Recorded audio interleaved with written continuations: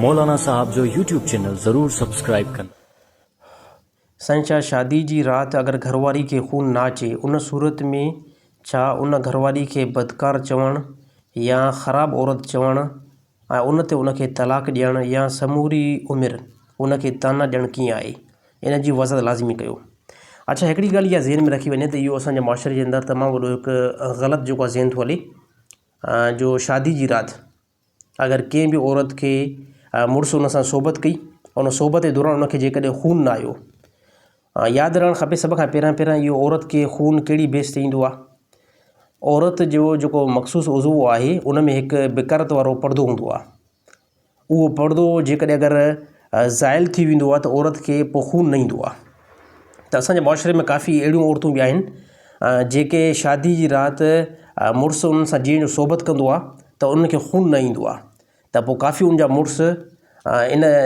शइ जो इश्काल में रहंदा आहिनि ऐं ग़लति जेको आहे गाइड थींदा आहिनि त असांजी घरवारी खे खून छा जे करे न आयो आहे, छा हे कंवारी न हुई, या हिन जो ॿिए के मर्द सां तालुक़ु हुयो पहिरियों, या हे पहिरियों ख़राबु औरत हुई। ऐं खून न अचण जे करे तमामु मां इलाइक़नि में ॿुधुमि त औरतुनि खे तलाक ॾिनी वई, सॼी ज़िंदगी औरतुनि खे हक़ीर सम्झो वियो त तव्हां ख़राबु हुयव, इन जे करे तव्हांखे शादी राति खून न आयो हुयो। सभ खां पहिरियां इन शइ खे सम्झणो आहे। औरत जो जेको मख़सूसु उज़वो आहे उन में हिकु पर्दो हूंदो आहे जंहिंखे बिकारत जो पर्दो चवंदा आहिनि। उहो पर्दो कॾहिं कॾहिं शादी थियण खां पहिरियां बि ज़ाइल थी सघे थो, शादी खां पहिरियां बि ज़ाइल थी सघे थो, जंहिंजी काफ़ी तहक़ीक़ात काफ़ी डॉक्टरनि बि जेको आहे बयानु कई आहे। नंढाप में औरत छलांग लॻाई, कंहिं जॻह ते औरत टपो ॾिनो, उन में बि उहो बिकारत वारो पर्दो ज़ाइल थी सघे थो। औरत खे जीअं जो बालिग़ थी, हेज़ जेको आहे फौरी तौरु आयो तेज़ी में, उन सूरत में बि औरत जो उहो पर्दो जेको आहे बिकारत वारो उहो ज़ाइल थी सघे थो। या अहिड़ी तरह औरत खे अहिड़ो को मर्ज़ु लॻो जंहिंजे करे बिकारत वारो पर्दो शादी खां पहिरियां टुटी सघे थो। त पोइ असांजे इलाइक़े जे अंदरि, ख़ासि करे सिंध जे अंदरि तमामु ज़्यादा तादाद में इहो मूंखां सुवालु पुछा कयो वियो ऐं काफ़ी टाइम खां दोस्त इन ते इसरार कनि पिया, इन मसइले खे जेको आहे बयानु कयो त कंहिं बि औरत खे शादी जी राति अगरि खून न आयो त उन औरत खे ग़लति औरत चवणु, या तुंहिंजा पहिरियों ॿिए कंहिं सां तालुक़ात हुया,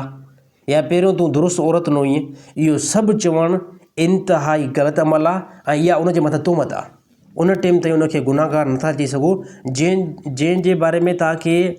पॉज़िटिव सबूत न हुजनि, पका दलील न हुजनि, त कंहिं बि औरत खे तव्हां ज़ानी औरत नथा चई सघो,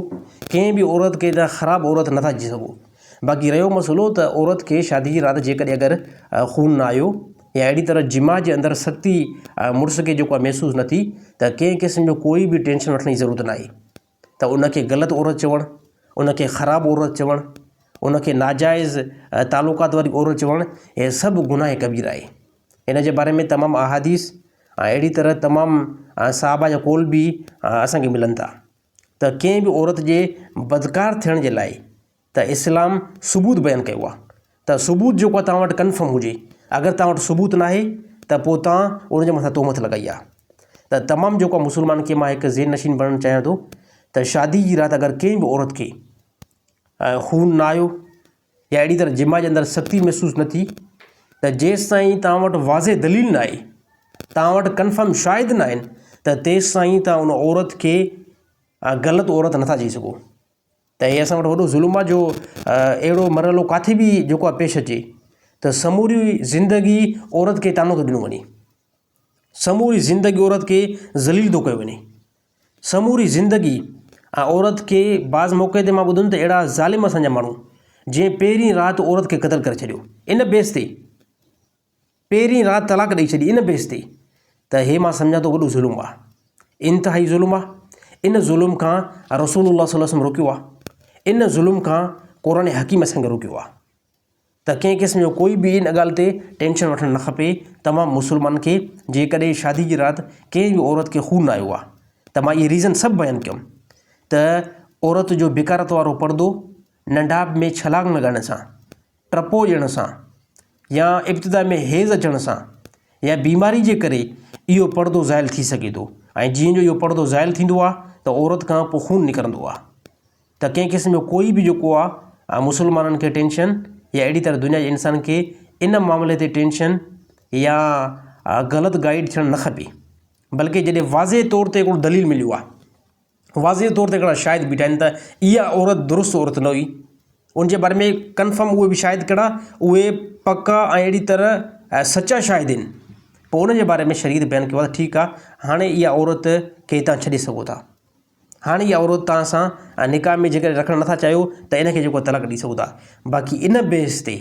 जेकी असां वटि जिहालत हले थी काफ़ी इलाइक़नि जे अंदरि, जो शादी जी राति, इहो बि असां वटि वॾो ज़ुल्म थो हले त शादी जी राति काफ़ी असांजा जाहिल मुस्लमान त ज़ाल मुड़ुसु जॾहिं राति जो पाण में सोबत कंदा आहिनि त सुबुह जो चवंदा आहिनि त असांखे कपिड़ो ॾेखारियो, ॾिसूं इन कपिड़े में रत जा निशान आहिनि या न आहिनि। हे बेग़ैरती ऐं बेहयाई जो अमल आहे। इस्लाम सख़्ती सां मना कयो आहे त जेके बि तालुकात ज़ाल ऐं मुड़ुस जे दरमियान थिया आहिनि, शादी जी राति या शादी खां बाद में ई उन तालुकात खे, उन फ़ेल खे मख़फ़ी रखियो वञे। अके कंहिं मर्द जे लाइ बि जाइज़ न आहे त जेके तालुकात राति उन घरवारी सां अपनाया आहिनि उहा सुबुह सां वञी करे पंहिंजे दोस्तनि वटि बयानु करे। कंहिं औरत लाइ बि जाइज़ न आहे जेके तालुकात उन औरत राति पंहिंजे मुड़ुस सां अदा कया आहिनि, उहे तालुकात उहा औरत पंहिंजी सहेलियुनि खे ॿुधाए। हे सख़्ती सां मना थियल आहे। अलाह ताला असांखे अमल करण जी तौफ़ीक़ अता फ़रमाए।